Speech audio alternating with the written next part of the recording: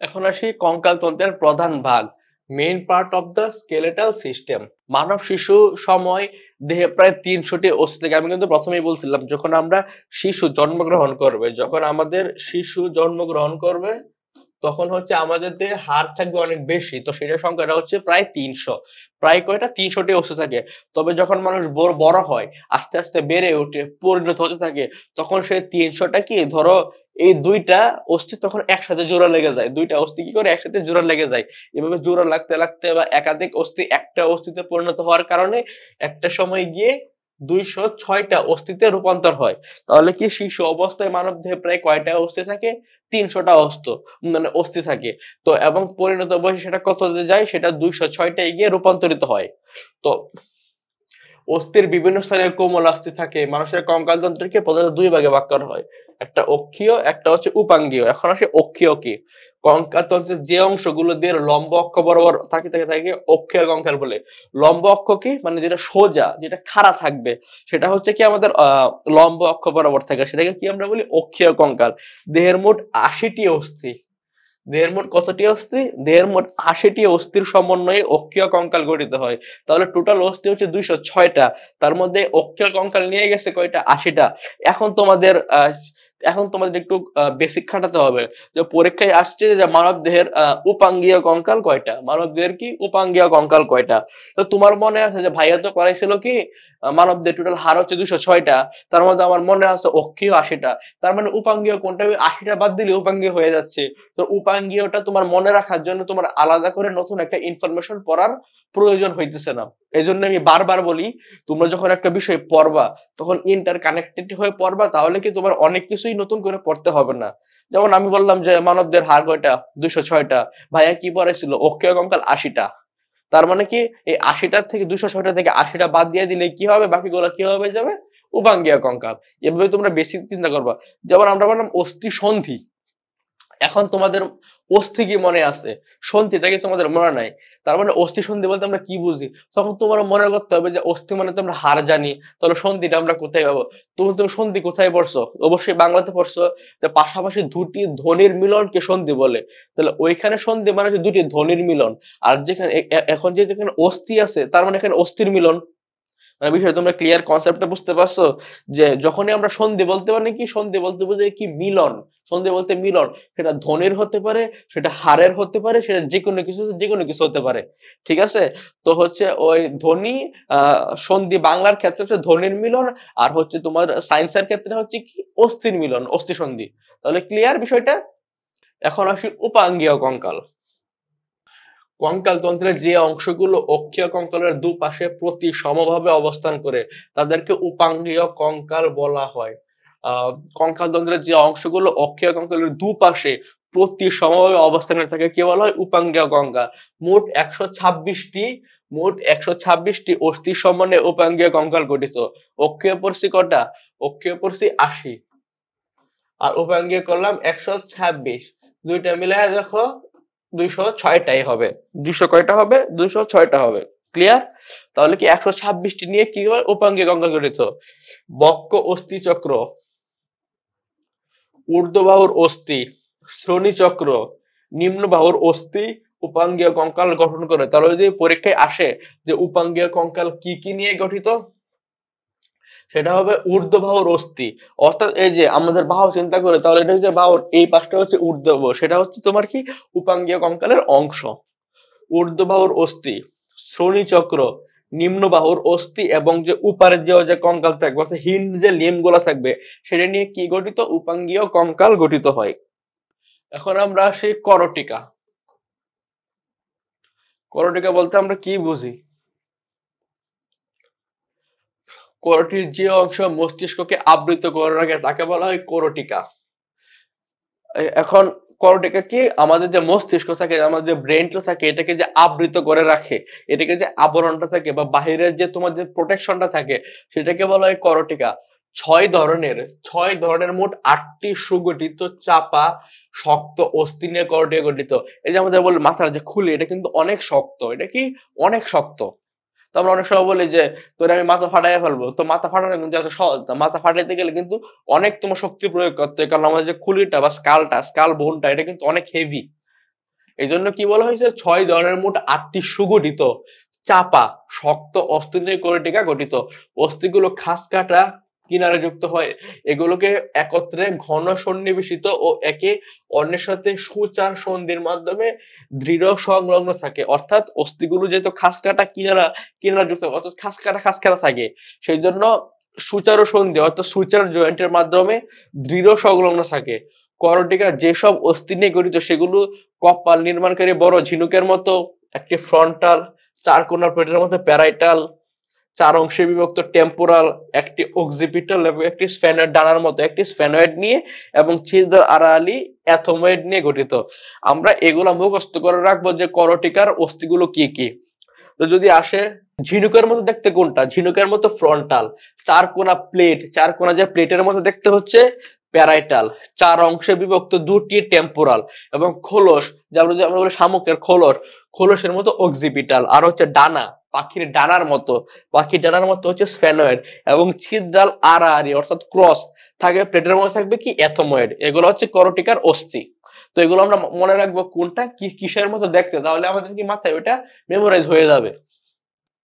তারপর হচ্ছে করটিকার কাজ কি। করটিকা মস্তিষ্কে আবৃত ও সুরক্ষিত, করটিকা মস্তিষ্ককে আবৃত করে রাখে এবং কি করে বাইরের আঘাত থেকে মস্তিষ্ককে সুরক্ষিত করে রাখে। এখন আসে আমাদের সবচেয়ে গুরুত্বপূর্ণ পার্ট, আমাদের মেরুদণ্ড। তো আমরা বলি কি, যখন আমরা একটা শিশু তখনই বা একটা মানুষ তখনই নিজের পায়ে হাঁটতে পারে যখন তার মেরুদণ্ডটা সোজা হয়। তো মেরুদণ্ড কি অ্যাটলাস থেকে কক্কিস পর্যন্ত প্রলম্বিত সুষুম্না কাণ্ডকে ঘিরে অবস্থিত এক সারি কশেরুকা নিয়ে গঠিত এবং দেহের অক্ষকে অবলম্বন দানকারী অস্থিময় ও নমনীয় গঠনকে মেরুদণ্ড বলা হয়। অ্যাটলাস থেকে কক্কিস পর্যন্ত প্রলম্বিত সুষুম্না কাণ্ডকে ঘিরে অবস্থিত এক সারি কশেরুকা নিয়ে এবং দেহের অক্ষকে অবলম্বন দানকারী, দেহের যে অক্ষ সেটাকে অবলম্বন করে রাখবে এবং অস্থিময় এবং নমনীয় গঠন। নমনীয় কেন কি, আমরা কিন্তু চাইলেই এভাবে বাঁকা হতে পারি, অর্থাৎ কি আমাদের শরীরের যে ফ্লেক্সিবিলিটিটা সেটাকে কে দিতে পারে, মেরুদণ্ড। এবং এই গঠনকে বলা হয় মেরুদণ্ড। মেরুদণ্ডকে শিরপাড়া, স্পাইনাল ক্যাম্প প্রভৃতি বিভিন্ন নামে অভিহিত করা হয়। শির দ্বারা বলা হয়। 33টি অনিয়ত আকৃতির অস্থি বন নিয়ে মেরুদণ্ড গঠিত। তাহলে কতটি? 33টি। অনিয়ত মানে কি একই সাইজ থাকবে না। মেরুদণ্ডের প্রত্যেকটি অস্থিখণ্ডকে বলা হয় কশেরুকা বা এগুলোকে বলা হয় ভার্টিব্রা বা কি বলা হয় ভার্টিব্রা। মেরুদণ্ডের যে প্রত্যেকটি অস্থিখণ্ড, এই যে মেরুদণ্ড আমি আঁকছিলাম, ধরো এটা একটা মেরুদণ্ড, যদি মেরুদণ্ড কিচ্ছু হয় নাই, এই যে মেরুদণ্ড, এই যে ক্ষুদ্র ক্ষুদ্র অংশগুলা, সেগুলোকে কি বলা হয়, কশেরুকা। এই যে এখন তোমাদের আমরা দেখাইতে পারছি, এই যে এই সম্পূর্ণটা হচ্ছে মেরুদণ্ড, এটা তো আমাদের স্কাল, বুঝতে পারছি। এই যে ক্ষুদ্র ক্ষুদ্র এগুলোকে কি বলা হচ্ছে, কশেরুকা। একটা এরকম ভাবে আছে আর একটা এরকম প্রসারিত ভাবে আছে, ঠিক আছে। তাহলে এই যে আমাদের শরীরে যে পিছনে যে লম্বা হাড়টা থাকে পিঠের মাঝখানে, সেটাই হচ্ছে আমাদের কি, মেরুদণ্ড। এই যে মেরুদণ্ড তোমাদের সুবিধার্থে আমি কি করি, আমি যেহেতু বিজ্ঞান পড়াই, তো আমি প্রত্যেকটা টপিকের সাথে রিলেটেড ছবিগুলো তোমাদের সামনে দিয়ে আসি, কারণ তাহলে কি পরীক্ষার খাতায় যখন প্রশ্নগুলো আসবে, তো তাহলে কি হবে, এই প্রশ্নগুলো আসার সাথে তখন তোমার ওই ছবিটা তোমার মাথায় একটা ক্যাচ করবে, তাহলে তোমার অটোমেটিক প্রশ্নগুলো আনসার করা কি হয়ে যাবে, ইজি হয়ে যাবে।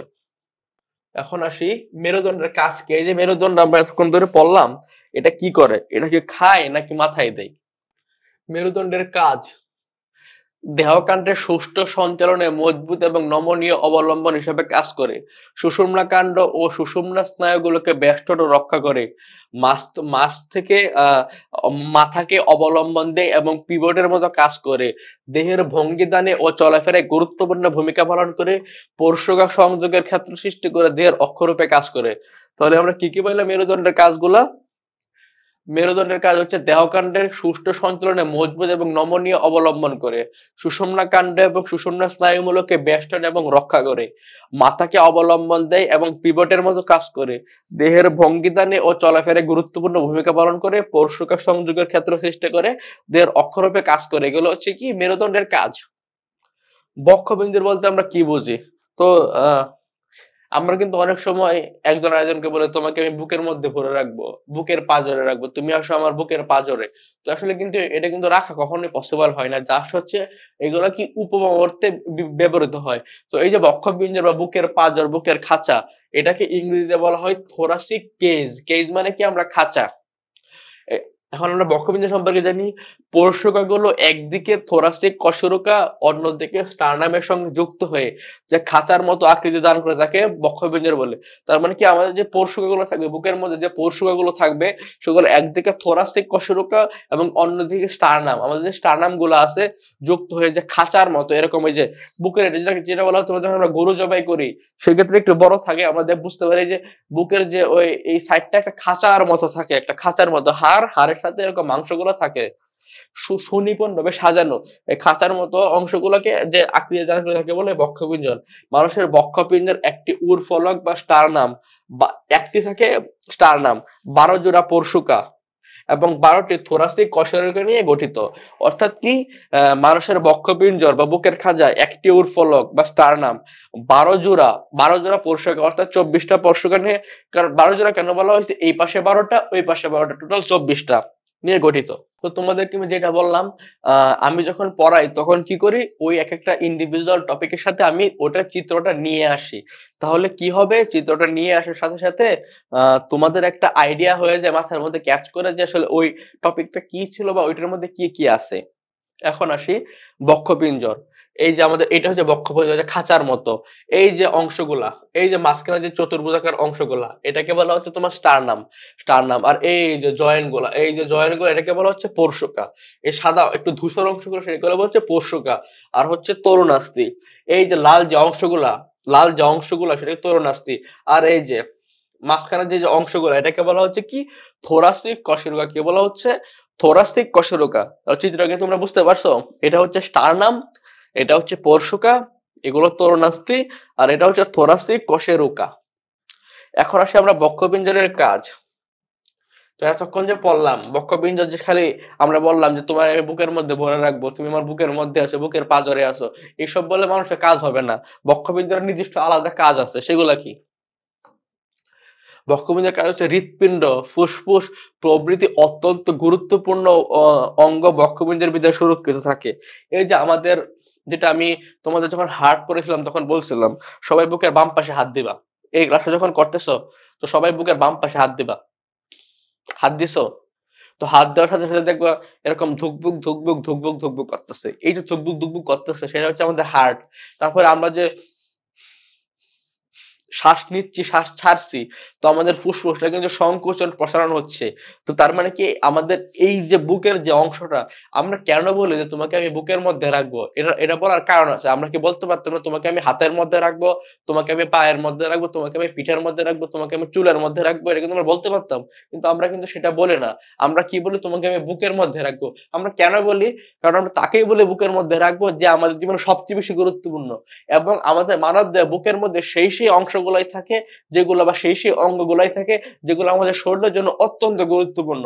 অর্থাৎ যে মানুষকে আমরা বুকের মধ্যে রাখি সেও যেমন আমাদের জীবনে অনেক গুরুত্বপূর্ণ মানুষ, এবং যে অঙ্গগুলা, যে অঙ্গ প্রত্যঙ্গগুলো আমাদের বুকের ভেতরে থাকে সেগুলো অনেক গুরুত্বপূর্ণ। তার মানে কি, দুইটা একটা কানেকশন আমরা পেয়ে গেলাম, আমাদের ভালোবাসাটাও আমরা বুঝে গেলাম, আমাদের গুরুত্বপূর্ণ অঙ্গগুলো আমরা বুঝে গেলাম। এখন মনে প্রশ্ন আসতে পারে, তাহলে এই বুকের মধ্যে কি থাকে? এই বুকের ভিতরে থাকে হৃৎপিণ্ড, ফুসফুস সহ, লিভার সহ আরো বিভিন্ন অঙ্গ প্রত্যঙ্গ থাকে। তো এগুলোকে সুরক্ষা কে দান করবে? এই বক্ষপিঞ্জর দান করে। তো তুমি তাকে বুকের মধ্যে এজন্য রাখো, তুমি তোমার প্রিয়জনকে বুকের মধ্যে এজন্যই রাখো কারণ সে হচ্ছে বুকের মধ্যে থাকলে সে নিরাপদে থাকবে। তো আল্লাহ বা উপরওয়ালা সৃষ্টিকর্তা আমাদের হৃৎপিণ্ড, ফুসফুস গুলোকেও এই বুকের মধ্যেই রাখছে, এবং এগুলোকে নিরাপত্তা দান করার জন্য সে বক্ষপিঞ্জরটা সৃষ্টি করে দিছে। তাহলে কি আমরা বুঝতে পারছি দুইটার মধ্যে আসলে সৃষ্টিকর্তার কি নিয়ামল, যে আমাদের গুরুত্বপূর্ণ অঙ্গগুলোকে রক্ষা করার জন্য। এখন ধরো তুমি ফুটবল খেলতেছো, তুমি হুসুট করে উপর হয়ে পড়ে গেলা, বা তুমি ঘুমাইতেছো, ঘুমাইতে ঘুমাইতে হয়তো ঘুমের তাল উপর হয়ে পড়ে গেলা। এই যে পড়ে গেলা, তুমি বুকের মধ্যে আঘাত পাইলা, কিন্তু আঘাত পাইলেও কি তোমার হার্ট বা লাং, ফুসফুস তোমার ক্ষতিগ্রস্ত হলো না। এই ক্ষতিগ্রস্ত হওয়া থেকে কে রক্ষা করলো? তোমার এই বক্ষপিঞ্জরটা। এই বক্ষপিঞ্জরটা কিন্তু উপরওয়ালা কর্তৃক তোমাকে অটোমেটিক দিয়ে দেওয়া হয়েছে। তাহলে বুঝতে পারছি বিষয়টা? আশা করি আমরা সবাই বুঝতে পারছি বক্ষপিঞ্জরের কাজ। এখন আসি স্প্লাঙ্কনিক কঙ্কালতন্ত্র, এটি অন্তঃকঙ্কালের অংশ হিসেবে পরিচিত হলেও আলাদাভাবে এই বিভাগের অন্তর্ভুক্ত করা হয়। ল্যারিংসের তরুণাস্থি, ট্রাকিয়া এই বিভাগের অন্তর্গত। তরুণাস্থি, ট্রাকিয়া, ব্রঙ্কাই এই বিভাগের অন্তর্গত। এটা খুব একটা গুরুত্বপূর্ণ কিছু না, কিন্তু পরীক্ষায় যদি একটু ইউনিক প্রশ্ন করতে চাই তাহলে আসবে। যেমন আসবে তরুণাস্থি বা ট্রাকিয়া বা ব্রঙ্কাই, এটা কোন কঙ্কালের অন্তর্ভুক্ত? এটা কি অন্তঃকঙ্কাল, এটা কি বহিঃকঙ্কাল, নাকি এটা স্প্লাঙ্কনিক কঙ্কাল? তো পরীক্ষায় কি দিবা? স্প্লাঙ্কনিক কঙ্কালতন্ত্র। এখন আসি হাঁটুর সঞ্চালনে অস্থি ও পেশির সমন্বয় কঙ্কালের কার্যক্রমে রডস ও লিভার তন্ত্র। আচ্ছা, তো ওই যে আমরা হাঁটু, তো হাঁটুর ব্যবহার আমরা সবচেয়ে বেশি কখন পাই? আমরা যখন ফুটবল খেলায় কিক দিই। ফুটবল খেলায় যখন আমরা মেসির ফ্রি কিকের সবাই আমরা ভক্ত, মেসির যে ব্যানানা ফ্রি কিক দিয়ে আমরা সবার ভক্ত। তো মেসি যে ফ্রি কিকটা দিল, সে যে পায়ের একটা কারুকাজ দেখালো, বা মেসি যে ড্রিবলিংটা করলো, বা রোনালদো যে ড্রিবলিংটা করলো, বা নেইমার যে ড্রিবলিংটা করলো, এই ড্রিবলিংটা করার কারণে কি তার হাঁটুগুলার কিন্তু একটা মুভমেন্টের প্রয়োজন হয়। এই মুভমেন্টটাই করে আসলে রডস এবং লিভার তন্ত্র। তো এটা আসলে আমরা ভিতরে দেখি। কঙ্কালিক পেশি আলাদাভাবে কাজ করতে পারে না। একটি পেশি যখন কঙ্কালের সঙ্গে যুক্ত থাকে তখন সংযোগের স্থান ও প্রকৃতি কি করে নির্ধারণ করে দেয়। এর বল, এর গতি এবং সঞ্চালনের মাত্রা কেমন হবে, ওই যে বললাম। তো এটার বল এবং গতি, এই যে তুমি কত জোরে ফ্রি কিক করবা, তুমি কত বল প্রয়োগ করবা এবং তুমি কোন দিকে মুভমেন্ট করবা, সেটা নির্ধারণ করে দেয়। এইসব বৈশিষ্ট্য স্বাধীন এবং এদের সম্পর্ক নির্ভর করে পেশি এবং কঙ্কালতন্ত্রের সাধারণ গঠনের উপর। নির্দিষ্ট একটি পেশি সংকোচন যে বল, গতি ও সঞ্চালনের দিক প্রকাশ পায় তা বদলে দেওয়া যাবে যদি ওই পেশিকে একটি লিভারের সঙ্গে সংযুক্ত করে দেয়। লিভার এমন একটি অনমনীয় রড যা সন্ধির মাধ্যমে সৃষ্ট একটি স্থায়ী পয়েন্ট বরাবর ঘুরতে সক্ষম।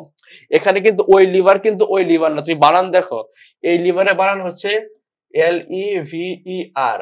এটা হচ্ছে ওই লিভার, এটা হচ্ছে আমাদের পেশি সংকোচন প্রসারণের ক্ষেত্রে, আর যেটা মেইন লিভার এই যে LIVER, ওই লিভার হচ্ছে যকৃত। তো দুইটা কিন্তু ভুল করা যাবে না কোনটা কোন লিভার। তাহলে কি বললাম? যে লিভার এমন একটি অনমনীয় রড যা সন্ধির মাধ্যমে সৃষ্ট একটি স্থায়ী পয়েন্ট বরাবর ঘুরতে সক্ষম হয়। স্থায়ী বরাবর কি ঘুরতে কি করে সক্ষম হয়? লিভারের মাধ্যমে এক আরোপিত দিক, দুই আরোপিত বলের ফলে সৃষ্ট চলনের দূরত্ব এবং গতি, এবং তিন হচ্ছে আরোপিত বলের কার্যকরী শক্তি পরিবর্তিত হয়ে যেতে পারে। অর্থাৎ পেশিটানের ক্রিয়া কঙ্কালতন্ত্রের বিভিন্ন অংশে যেভাবে প্রকাশিত হয় তাতে কঙ্কালতন্ত্রের রড ও লিভার তন্ত্রের প্রভাব, এবং আমাদের হাত পা গুলোকে মেশিন ছাড়া আর অন্য কিছু ভাবার উপায় নেই। লিভারের প্রতি যে কোনো বল প্রয়োগকে বলে প্রচেষ্টা। অর্থাৎ কি আমাদের লিভারের প্রতি যে কোনো বল প্রয়োগকে বলা হয় প্রচেষ্টা। এই যে লিভারটা, এটার প্রতি তুমি যে বল প্রয়োগটা করবে সেটাকে বলা হয় কি? প্রচেষ্টা, বা হচ্ছে এফোর্ট। কি বলে? এফোর্ট। বল প্রয়োগে লিভারের চলন বাধাগ্রস্ত হয়, যেমন দণ্ডের উপর ওজনের কারণে নিম্নমুখী বল থেকে, তাকে বলা হয় ভার বা প্রতিবন্ধক। তাকে কি বলা হয়? ভার বা প্রতিবন্ধক। এখন আসি লিভারের গঠন। লিভারের গঠন, একটি লিভার চারটি অংশ নিয়ে গঠিত, যথা লিভার বাহু, যেমন হাড়গুলো, যে আমাদের হাড়গুলো সেগুলো লিভার বাহু হিসেবে কাজ করে। তারপর হচ্ছে পিভট, যে অস্থিসন্ধিকে কেন্দ্র করে লিভার কাজকর্ম পরিচালিত হয় তাকে কি বলা হয়? পিভট। তারপর হচ্ছে ভার, দেহের যে কোনো অংশের ওজন সরাতে হবে বা উঠাতে হবে, কিংবা দেহের ভিতরে বা বাইরে নিতে হবে, সেটাকে কি বলা হয়? ভার। তারপরে হচ্ছে প্রচেষ্টা, ভার সরানো বা নড়ানোর জন্য পেশির যে বল সরবরাহ করে সেটাকে কি বলা হয়? প্রচেষ্টা। তাহলে লিভার বাহু বুঝলাম, পিভট বুঝলাম, ভার বুঝলাম, প্রচেষ্টা বললাম। লিভার বাহু কি? হাড়গুলো লিভারের কি হিসেবে কাজ করে? বাহু হিসেবে কাজ করে। পিভট হচ্ছে যে অস্থিসন্ধিকে কেন্দ্র করে লিভারের কাজকর্ম পরিচালিত হয়। ভার হচ্ছে দেহের কোনো অংশের ওজন যা সরাতে হবে বা উঠাতে হবে, কিংবা দেহের ভিতরে বা বাইরে নিতে হবে। প্রচেষ্টা হচ্ছে ভার সরানো বা নড়ানোর জন্য পেশি যে বল সরবরাহ করে। এখন হচ্ছে লিভারের প্রকারভেদ। এই যে বললাম লিভারের প্রকারভেদ, পিভট, প্রচেষ্টা, ভার এর অবস্থানের ভিত্তিতে লিভারের বর্ণিত হচ্ছে তিন রকম। এই যে পিভট কি আমরা পড়ছি, প্রচেষ্টা, তারপর হচ্ছে ভার এর অবস্থানের উপর ভিত্তিতে লিভারকে তিন ভাগে ভাগ করা যায়। একটা হচ্ছে প্রথম শ্রেণীর লিভার অর্থাৎ ফার্স্ট ক্লাস লিভার। এই ধরনের লিভারের পিভটটি ভার এবং প্রচেষ্টার মাঝখানে অবস্থান করে। পরীক্ষায় আসতে পারে প্রথম শ্রেণীর লিভারের অবস্থান কোনটার মধ্যে কোনটা। তো লিভারটি পিভট কি? পিভট যেটা থাকবে সেটা থাকবে ভার এবং প্রচেষ্টার মাঝখানে। কাচি এ ধরনের লিভার, কিন্তু মানবদের প্রথম শ্রেণীর লিভার দুর্লভ। তাহলে মানবদের কোন লিভার সবচেয়ে দুর্লভ? সেটা হচ্ছে প্রথম শ্রেণীর লিভার। একটি উদাহরণ দেওয়া যায়, যেমন মাথা এবং প্রথম কশেরুকার মধ্যবর্তী সন্ধিটি। মাথা এবং প্রথম যে কশেরুকা থাকবে, আমাদের যে মেরুদণ্ডের যে কশেরুকা, সেটা হচ্ছে সন্ধিটি হচ্ছে প্রথম লিভার। তারপরে আসলে আমাদের দ্বিতীয় লিভার, দ্বিতীয় শ্রেণীর লিভার বা হচ্ছে সেকেন্ড ক্লাস লিভার। এই ধরনের লিভার ভারের অবস্থান থাকে, এই ধরনের লিভারে ভারের অবস্থান থাকে পিভট এবং প্রচেষ্টার মাঝখানে। এর প্রথম শ্রেণীর লিভার কিন্তু পিভট থাকতো, দ্বিতীয় শ্রেণীর লিভারে কি থাকতেছে? ভার থাকতেছে। ঠেলা গাড়ি এর প্রকৃষ্ট উদাহরণ। তার প্রথম শ্রেণীর লিভার ছিল কি? কাঁচি, সিজার। তো এখানে ঠেলা গাড়ির মেঝে যে মাল রাখা হয় সেটি হচ্ছে ভার। ঠেলা গাড়ির যে আমরা যে ফ্লোরটা থেকে যেখানে আমরা মালটা বহন করে নিয়ে যাই সেটি হচ্ছে ভার। এই অংশটি পিভট রূপী হুইল আর প্রচেষ্টা রূপী ঠেলা ঠেলা চাল করে হাতের মধ্যবর্তী স্থানে, যে আমরা হাতের মধ্যবর্তী স্থান দিয়ে আমরা কি করি? ঠেলা দেই। তো পায়ের আঙ্গুলের ডগায় দাঁড়ালে দ্বিতীয় শ্রেণীর লিভার সৃষ্টি হয়। তুমি যে পায়ের আঙ্গুলের উপর আমরা যে ওই এরকম দাঁড়াই, অনেক সময় আমরা অনেক ভিড়ের মধ্যে সামনে কি হয়েছে আমরা দেখতে পাচ্তেছি না, তো কি করি? আমরা পায়ের আঙ্গুলের উপর ভর করে আমরা কি সামনের দিকে একটু উঁচু হয়ে দেখার চেষ্টা করি। এই কাজটাই করে দ্বিতীয় শ্রেণীর লিভার। ধরো তুমি কোথাও গ্রামে ফুটবল খেলা দেখতে গেছো, তো সেখানে তো গ্যালারি নাই, তো চারদিকে মানুষ হচ্ছে ঘিরে আছে, খেলা দেখতেছে, তখন হচ্ছে একটা পেনাল্টি হবে। তো এই পেনাল্টি হওয়ার সময় কি তুমি দেখতে পাচ্ছ না একটু খাটো, তো অন্যদেরকে ডিঙে দেখার জন্য তুমি কি করো? একটু উঁচু হও, একটু কি করো? একটু উঁচু হও, পায়ের আঙুলের উপর ভর দিয়ে একটু উঁচু হয়ে গিয়ে যাতে তুমি একটু হলো ওই খেলাটা পেনাল্টিটা দেখতে পারো। তো সেই দেখাটাকে বলা হয় দ্বিতীয় শ্রেণীর লিভার। বুঝাইতে পারছি? তারপর আসে তৃতীয় শ্রেণীর লিভার। এই ধরনের লিভারের প্রচেষ্টা থেকে পিভট এবং ভারের মাঝখানে, এই ধরনের লিভারের প্রচেষ্টা থেকে পিভট এবং ভারের মাঝখানে। উদাহরণ হিসেবে আমরা নখ কাটার যন্ত্র উল্লেখ করা যায়। তো আমরা কিন্তু অনেক সময় বিশেষ করে মেয়েরা আমরা যেখানে যাই আমরা নেল কাটার নিয়ে যাই, তো কি আমরা একটু বেশি একটু খুঁতখুঁতে, তো এই যে নেল কাটার যন্ত্রটা সেটাই হচ্ছে কি তৃতীয় শ্রেণীর লিভারের মতো আমরা বলতে পারি। বাংলাদেশের তৃতীয় শ্রেণীর লিভারের সংখ্যা অনেক, তাহলে সবচেয়ে কম হচ্ছে প্রথম শ্রেণীর লিভার আর সবচেয়ে বেশি কি তৃতীয় শ্রেণীর লিভার। পার্থক্যটা বুঝতে পারছি আমরা? একটি ভাঁজ করা বাহুকে তৃতীয় শ্রেণীর লিভার বলা হয়। এই যে একটা বাহু তুমি ভাঁজ করলা, এই যে বাহুটা তুমি ভাঁজ করলা, সেটাকে বললো তৃতীয় শ্রেণীর লিভার। এক্ষেত্রে কোনই রয়েছে পিভট, সম্মুখ বাহু হচ্ছে লিভার বাহু, বাইসেপস পেঁচি হচ্ছে প্রচেষ্টার যোগান দেয়, আর সম্মুখ কিংবা কোন ওজনদার বস্তু সমূহ সম্মুখ বাহু হচ্ছে ভার। তৃতীয় শ্রেণীর লিভারের প্রচেষ্টার অবস্থান ভার এবং পিভটের মাঝখানে বলা হয়। তার প্রথমে ছিল পিভট, তারপরে ছিল ভার, এখন হচ্ছে প্রচেষ্টা। এই তিনটা হচ্ছে এরকম রোটেশন করে মাঝখানে থাকবে।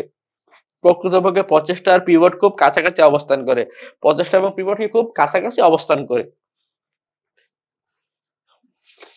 তো আমাদের লেকচার 5 এর হচ্ছে টোটাল আমরা দুইটা টপিক ছিল, মানে টপিকটা হচ্ছে কঙ্কাল তন্ত্র এবং জিন তত্ত্ব। তো আমরা হচ্ছে কি একটা টপিক, প্রথম টপিক মোটামুটি আমরা পড়লাম কঙ্কাল তন্ত্র। তো এটা যদি আমরা ভালো করে পড়ে আশা করি 2 থেকে 3 মার্ক আমরা পেয়ে যাব। তো এখানে সেগুলোই আমি নিয়ে আসছি যেগুলো হচ্ছে পরীক্ষায় আসার মতো গুরুত্বপূর্ণ। তো এখন তাহলে আমরা কি দ্বিতীয় টপিকে যাব, যে সাব টপিক, সেটা হচ্ছে জিন তত্ত্ব। তো জিন বলতে কিন্তু আমাদের মনে অনেক সময় একটা ধারণা ছিল, সেটা কি সেই জিন কিনা যে আমরা বলি যে মানুষকে জিনে ধরছে বা ভূতে ধরছে বা হচ্ছে মানুষকে পরি ধরছে। তো ওই জিন আর এই জিন কিন্তু এক না, ওইটা হচ্ছে জিন, ওইটা হচ্ছে তোমার জিন। জিন মানে হচ্ছে তোমার অশরীরী কিছু, আর এটা হচ্ছে জিন, এটা হচ্ছে এই জিন। ওটা বর্গ হচ্ছে দীর্ঘ ইকার, এটা হচ্ছে হ্রস্ব ইকার। ঠিক আছে, দুই জিনের মধ্যে কিন্তু আকাশ পাতাল তফাৎ। হ্যাঁ, এই দুইটাই অশরীরী, কিন্তু ওইটা হচ্ছে অশরীরী কোনো সাবস্টেন্স, আর এটা হচ্ছে অশরীরী এরকম একটা আহ উপাদান, যেটা হচ্ছে আমাদের মানবদের জন্য খুবই খুবই গুরুত্বপূর্ণ। তাহলে চলো আমরা জিন তত্ত্বটা পড়ে নেই।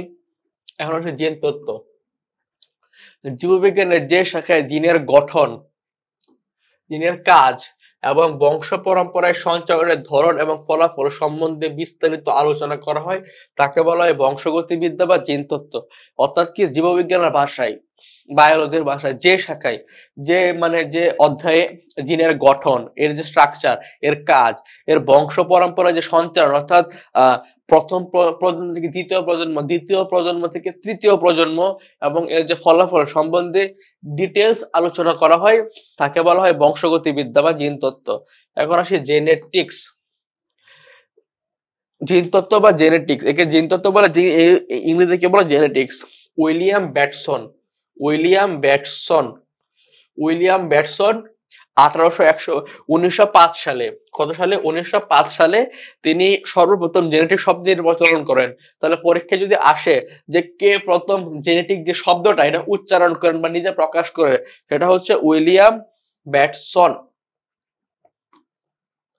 তারপরে গ্রেগর জোহান মেন্ডেলকে জিনতত্ত্বের জনক বলা হয়। গ্রেগর জোহান মেন্ডেল জিনতত্ত্বের জনক বলা হয়।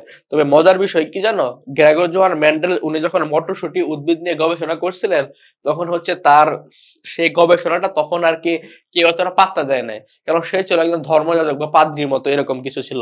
তো তার মৃত্যুর আরো কয়েক বছর পর, মিনিমাম 10 বা 11 বছর পরে আরো দুই বিজ্ঞানী সে আবিষ্কার করছে এটা তার জীবদ্দশায়, কেউ তাকে পাত্তা দেয় নাই, সেও আর এটা নিয়ে কোনো মানে তেমন একটা আলোচনায় আসে না, সেও আর তেমন চিন্তা ভাবনা করে নাই। কিন্তু সে কিন্তু আবিষ্কার করে রাখছিল, সে হচ্ছে রয়্যাল লন্ডন সোসাইটি, ওইখানে আর কি সেটা জমা দিয়েছিল, কিন্তু সেটা নিয়ে কেউ আর আগ্রহ দেখায় নাই। কিন্তু তার মৃত্যু মেবি 11 বছর বা 15 বছর এরকম একটা সময় পরে, তো আরো দুই বিজ্ঞানী যে মটরশুটির উপর গবেষণা করে তিনি এই সেম জিনিসটাই পান।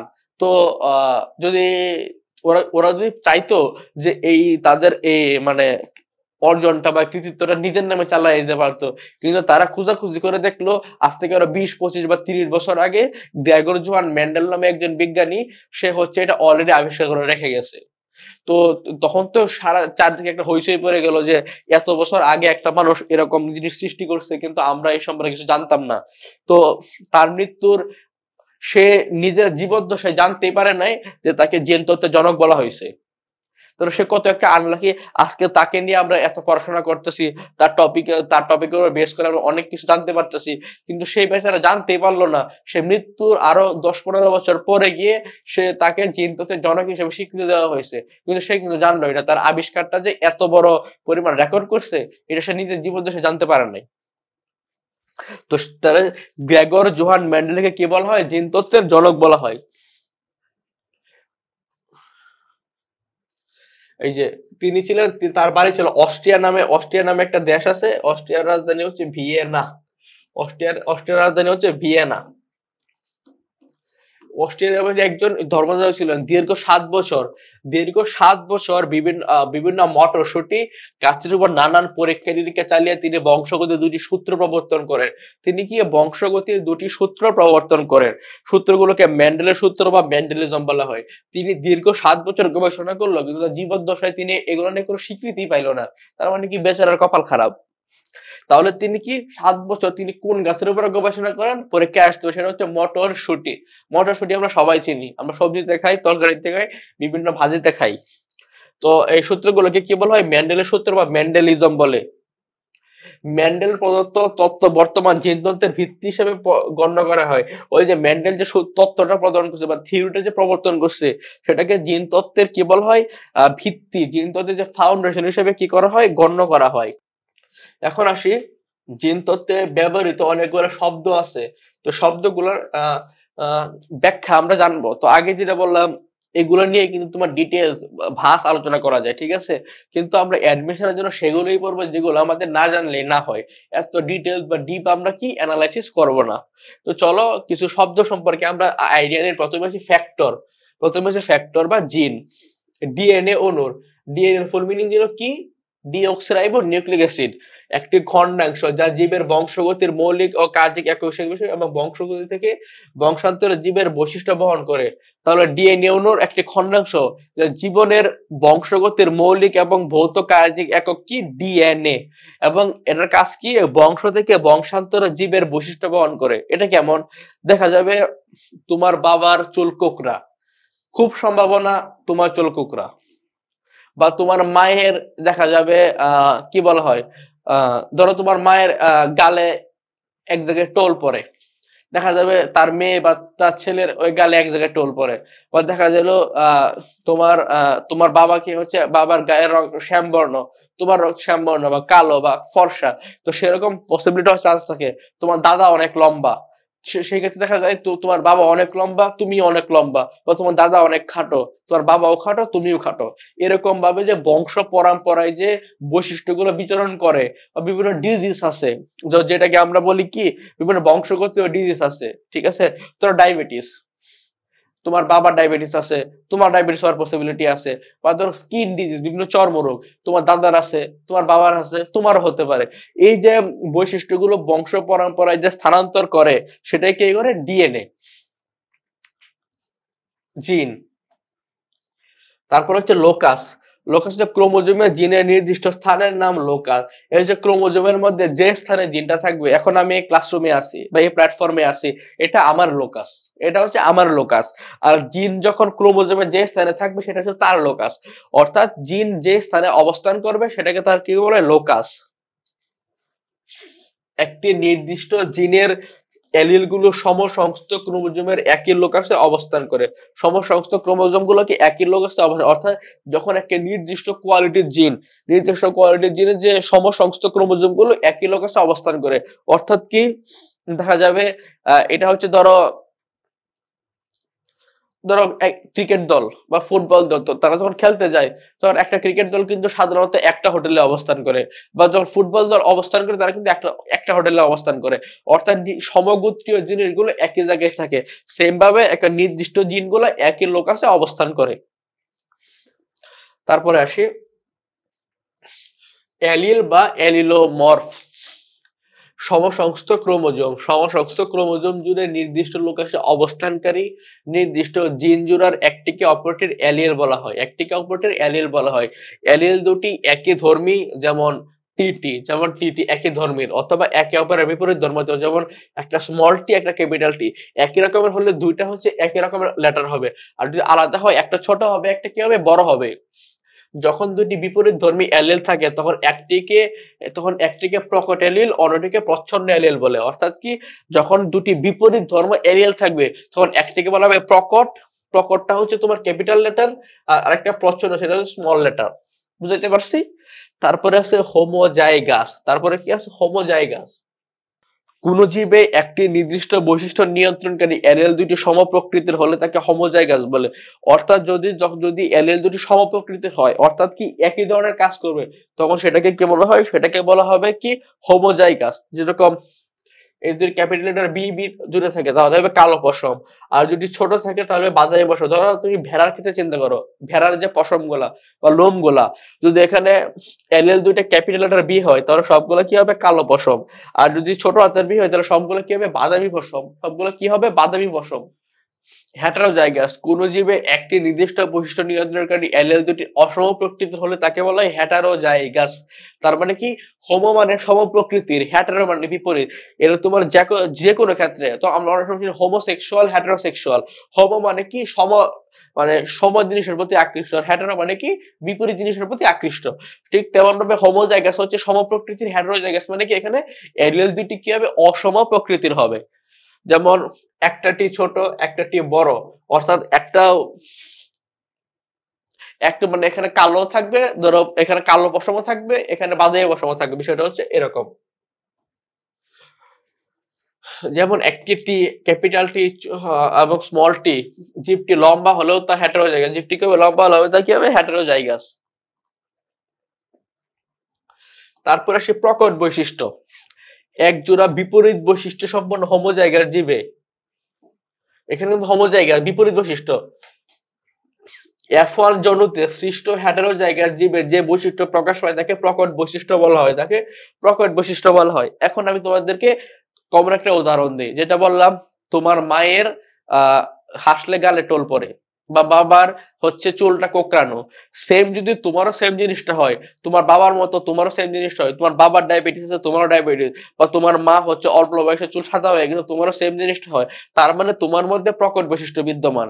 এখন তারপরে আরেকটা জিনিস আছে, যেমন তোমার দাদার চুল কোঁকড়ানো, তোমার বাবা নর্মাল, আবার তোমার চুল কোঁকড়ানো, তার মানে কি? মাঝখানে একটা বংশধরের মধ্যে কিন্তু গ্যাপ হয়ে গেছে, ওইটা হচ্ছে প্রচ্ছন্ন বৈশিষ্ট্য। বা ওইটা হচ্ছে প্রচ্ছন্ন জিনের কারণে। প্রকট বৈশিষ্ট্য হচ্ছে যেটা তোমার প্রথম বংশধরের প্রকাশ পাবে, মানে তোমার বাবার যেটা আছে, তোমার বাবার পরবর্তী বংশধর হচ্ছে তুমি। তোমার বাবার হচ্ছে স্কিন চর্মরোগ আছে, সেভাবে তোমার চর্মরোগ হতে পারে। তোমার বাবার ডায়াবেটিস আছে বা তোমার হাই ব্লাড প্রেশার আছে তোমার বাবার, সেভাবে তোমার যখন হয়ে যাবে সেটা হয়ে যাবে প্রকট বৈশিষ্ট্য। এবং এবং যদি সেটা হয় তোমার দাদার আছে কিন্তু তোমার বাবার নাই, বা তোমার নানার আছে তোমার মায়ের নাই কিন্তু তোমার হয়েছে, তখন ওই যে একটা জেনারেশন গ্যাপ হয়ে যাবে, ওইটা হয়ে যাবে প্রচ্ছন্ন বৈশিষ্ট্য বা প্রচ্ছন্ন জিনের কাজ।